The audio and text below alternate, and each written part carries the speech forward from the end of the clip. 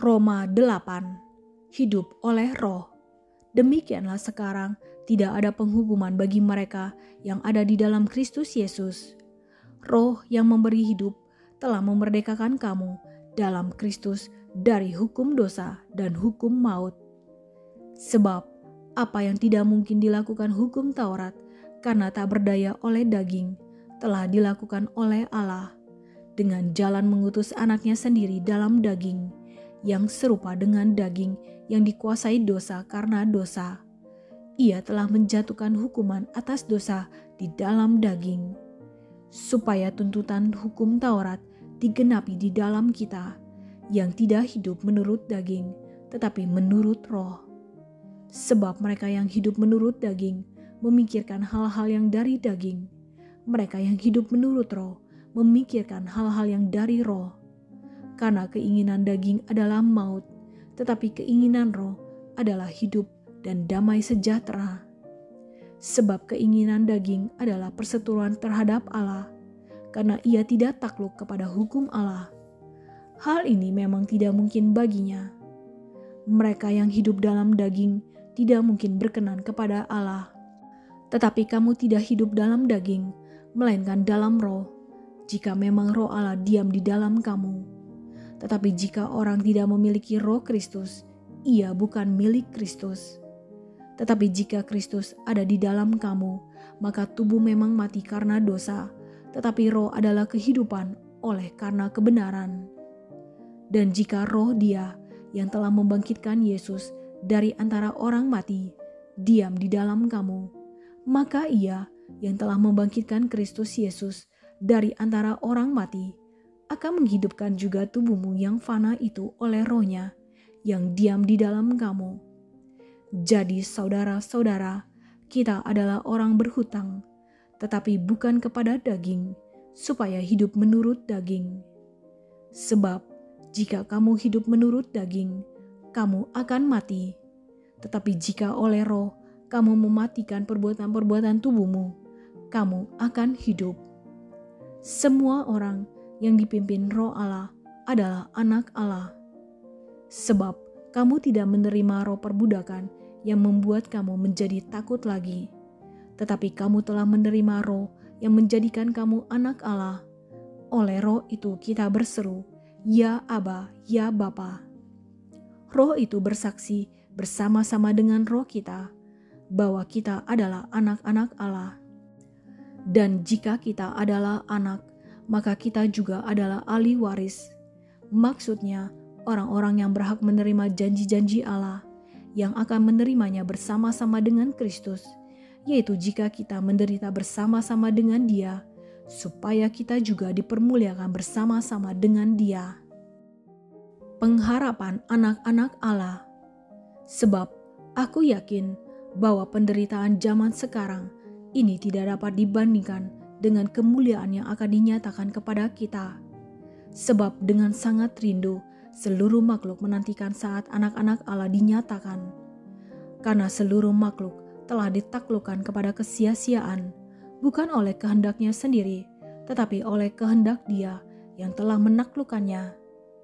Tetapi dalam pengharapan, karena makhluk itu sendiri juga akan dimerdekakan dari perbudakan kebinasaan dan masuk ke dalam kemerdekaan kemuliaan anak-anak Allah. Sebab kita tahu bahwa sampai sekarang segala makhluk sama-sama mengeluh dan sama-sama merasa sakit bersalin. Dan bukan hanya mereka saja, tetapi kita yang telah menerima karunia sulung Roh, kita juga mengeluh dalam hati kita sambil menantikan pengangkatan sebagai anak, yaitu pembebasan tubuh kita.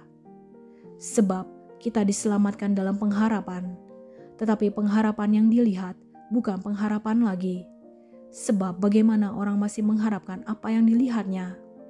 Tetapi jika kita mengharapkan apa yang tidak kita lihat, kita menantikannya dengan tekun. Demikian juga Roh membantu kita dalam kelemahan kita. Sebab kita tidak tahu bagaimana sebenarnya harus berdoa. Tetapi Roh sendiri berdoa untuk kita kepada Allah dengan keluhan-keluhan yang tidak terucapkan. Dan Allah yang menyelidiki hati nurani mengetahui maksud Roh itu, yaitu bahwa Ia sesuai dengan kehendak Allah berdoa untuk orang-orang kudus. Kita tahu sekarang bahwa Allah turut bekerja dalam segala sesuatu untuk mendatangkan kebaikan bagi mereka yang mengasihi Dia, yaitu bagi mereka yang terpanggil sesuai dengan rencana Allah. Sebab semua orang yang dipilihnya dari semula, mereka juga ditentukannya dari semula untuk menjadi serupa dengan gambaran anaknya, supaya ia, anaknya itu, menjadi yang sulung di antara banyak saudara. Dan mereka yang ditentukannya dari semula, mereka itu juga dipanggilnya. Dan mereka yang dipanggilnya, mereka itu juga dibenarkannya. Dan mereka yang dibenarkannya, mereka itu juga dimuliakannya. Keyakinan iman.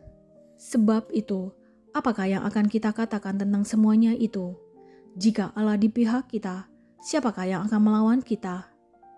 Ia yang tidak menyayangkan anaknya sendiri, tetapi yang menyerahkannya bagi kita semua. Bagaimanakah mungkin ia tidak mengaruniakan segala sesuatu kepada kita bersama-sama dengan Dia?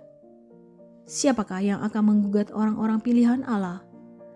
Allah yang membenarkan mereka? Siapakah yang akan menghukum mereka? Kristus Yesus yang telah mati? Bahkan lebih lagi, yang telah bangkit, yang juga duduk di sebelah kanan Allah, yang malah menjadi pembela bagi kita? Siapakah yang akan memisahkan kita dari kasih Kristus? Penindasan atau kesesakan atau penganiayaan atau kelaparan atau ketelanjangan atau bahaya atau pedang? Seperti ada tertulis, oleh karena Engkau kami ada dalam bahaya maut sepanjang hari.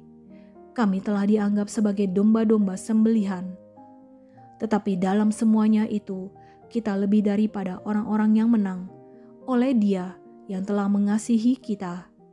Sebab aku yakin bahwa baik maut maupun hidup, baik malaikat-malaikat maupun pemerintah-pemerintah, baik yang ada sekarang maupun yang akan datang, atau kuasa-kuasa, baik yang di atas maupun yang di bawah, ataupun sesuatu makhluk lain yang tidak akan dapat memisahkan kita dari kasih Allah yang ada dalam Kristus Yesus Tuhan kita. Roma 9. Pilihan atas Israel. Aku mengatakan kebenaran dalam Kristus. Aku tidak berdusta. Suara hatiku turut bersaksi dalam Roh Kudus bahwa aku sangat berduka cita dan selalu bersedih hati.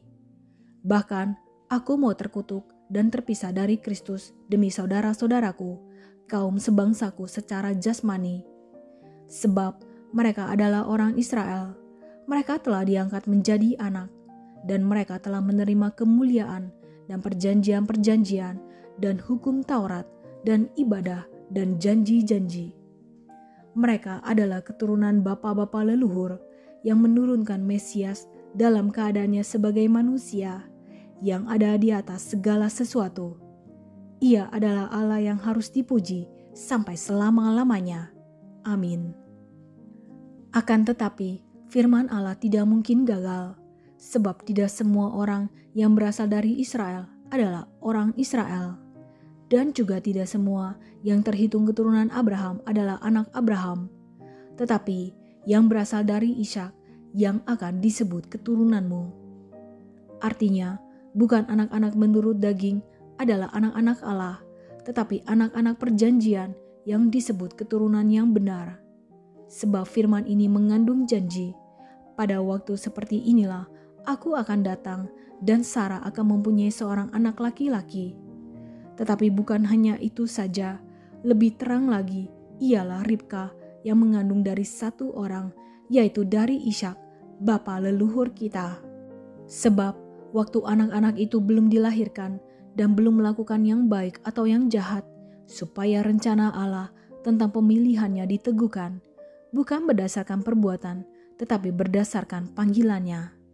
Dikatakan kepada Ribka, anak yang tertua akan menjadi hamba anak yang muda.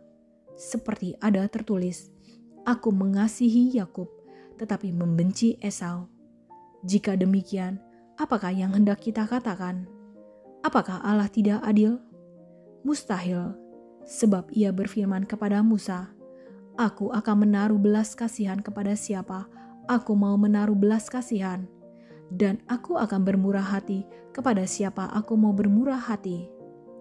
Jadi hal itu tidak tergantung pada kehendak orang atau usaha orang, tetapi kepada kemurahan hati Allah. Sebab kitab suci berkata kepada Firaun, "Itulah sebabnya aku membangkitkan engkau, yaitu supaya aku memperlihatkan kuasaku di dalam engkau, dan supaya namaku dimasyurkan di seluruh bumi."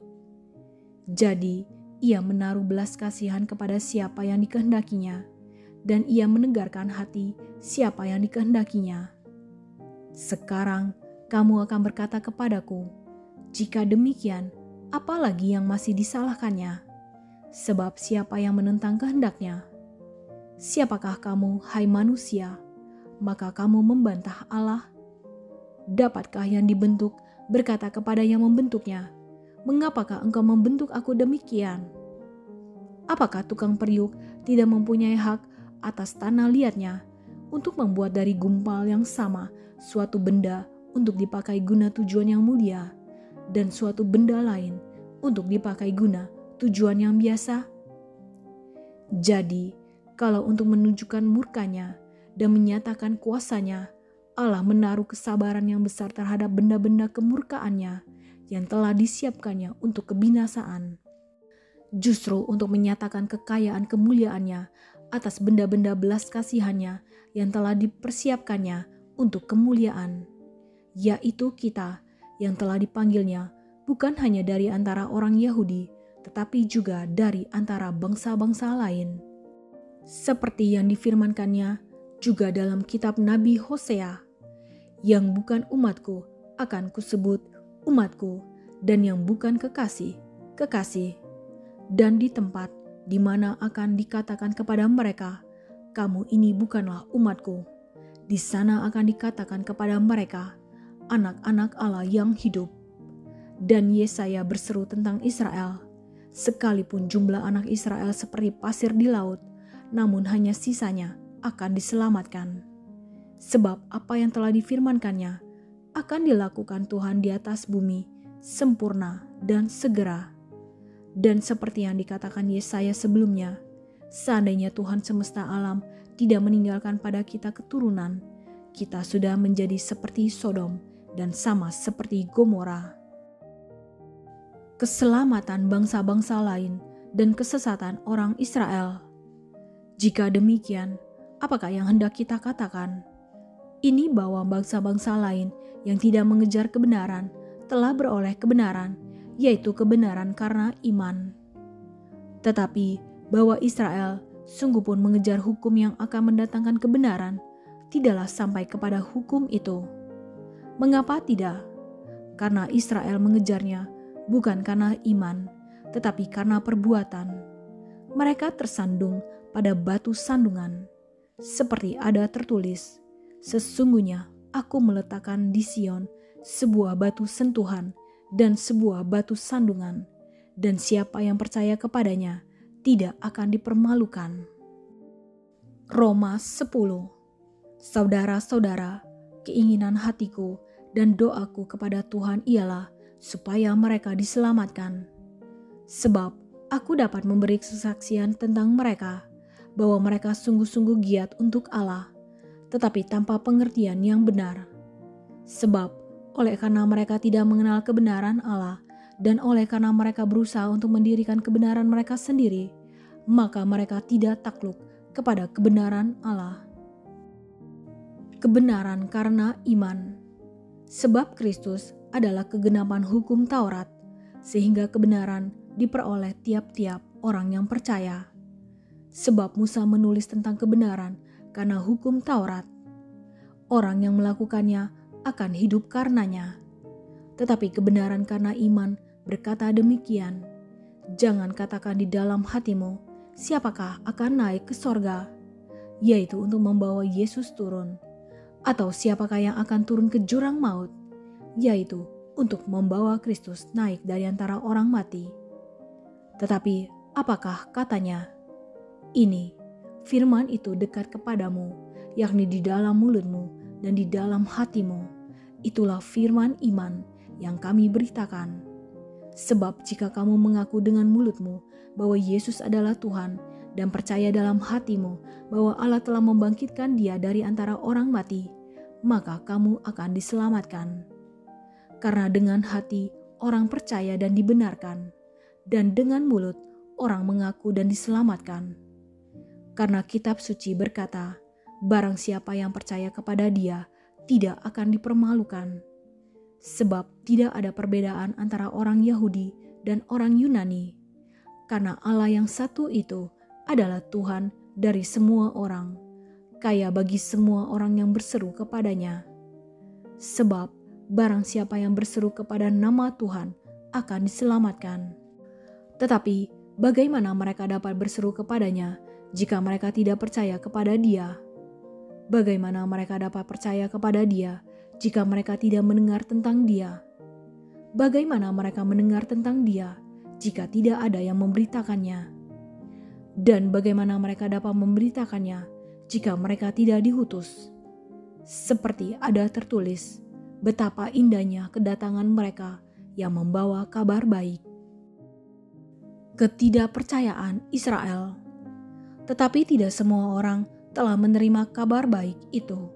Yesaya sendiri berkata, Tuhan, siapakah yang percaya kepada pemberitaan kami? Jadi, iman timbul dari pendengaran dan pendengaran oleh firman Kristus. Tetapi aku bertanya, adakah mereka tidak mendengarnya? Memang mereka telah mendengarnya. Suara mereka sampai ke seluruh dunia dan perkataan mereka sampai ke ujung bumi. Tetapi aku bertanya, adakah Israel menanggapnya? Pertama-tama Musa berkata, aku menjadikan kamu cemburu terhadap orang-orang yang bukan umat dan membangkitkan amarahmu terhadap bangsa yang bebal. Dan dengan berani Yesaya mengatakan, aku telah berkenan ditemukan mereka yang tidak mencari aku. Aku telah menampakkan diri kepada mereka yang tidak menanyakan aku.